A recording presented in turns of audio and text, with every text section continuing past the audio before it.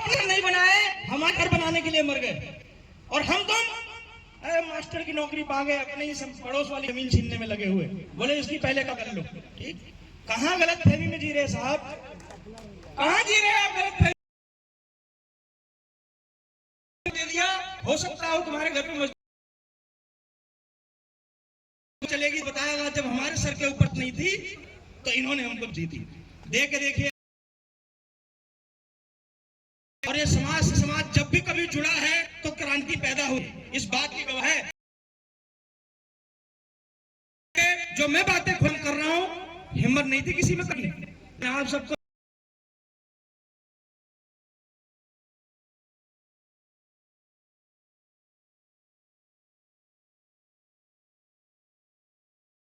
बोले नहीं लिखोगे, अभी कर रहा फोन, अभी और आवेंगे। पसंद के लोग यहाँ खड़े, इनको मैं पूछ लिया मेरे जाने के बाद में।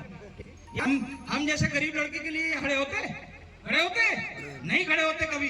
ताकत है हमारी, ये भी हमारे भाई हैं, इनमें ड्यूटी किसी और की नहीं लगी, अपनों की लगी है कि उनको पता कहीं कुछ भगदड़ हो जाए तो तुम्हारे इस पे। लेकिन समस्या है कि जिस दिन सन हमारे हाथ में होगा उस दिन प्रशासन हमारे हाथ में होगा। थाने में तुम्हारी अभियान लिखी जाती, खोपड़ी फट गई है, लेकिन फिर भी लेकिन जब यही शासन तुम्हारा होगा तो प्रशासन खोपड़ी, तो यही प्रशासन उस समय कहेगा मुझे नहीं दिखाई दे रहा फोन। ये तो हमको बचपन से बताया गया कि कंधा होता है, और ये भी बताया गया कान के बड़े लंबे हाथ, कि कानून आया सिर्फ सत्ता के सामने होता है, और कानून तो हमारा लक्ष्य क्या होना चाहिए? सत्ता पाने का। कि तुमने भेड़िए मुंह में रोटी दे दी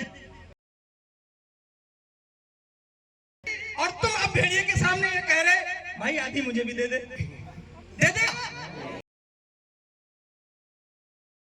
तुम्हें दे दी, और उनसे तुम भी मांग रहे हो कि तुम न्याय मिलेगा क्या?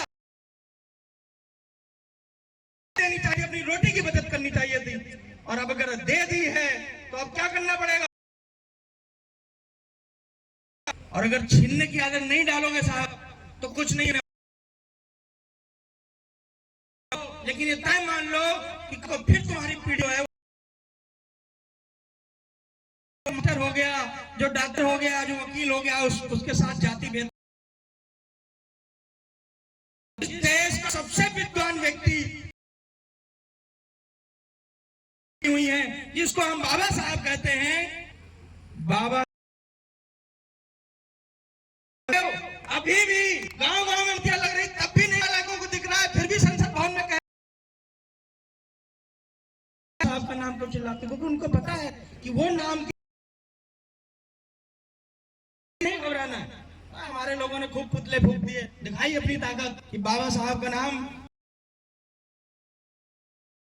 अगर ये सरकार ना दी होती तो क्या उनकी जरूरत थी संसद में बाबा साहब के खिलाफ कहने की?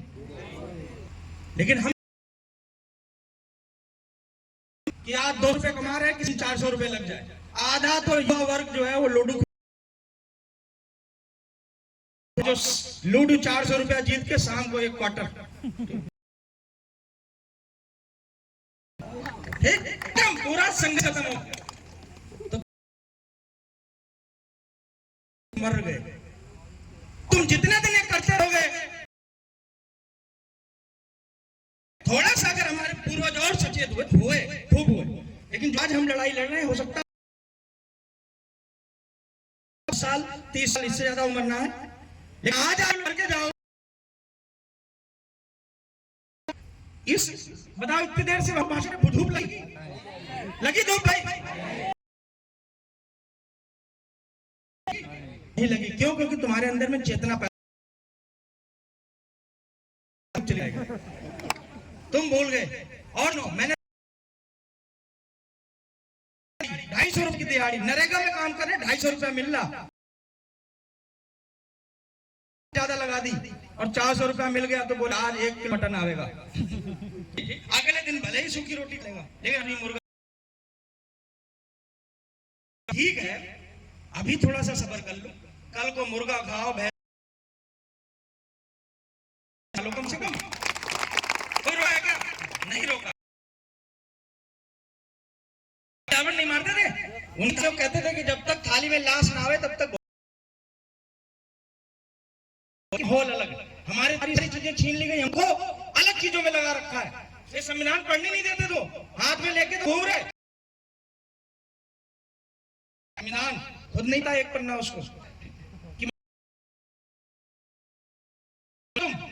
थोड़ा सा तुम गए खाने में, सच्चू ने डांट दिया, काश को लगा ले, बोल भले भैया अकेले जाओ, करो महिला रक्षक कोई नहीं, तुम में हिम्मत।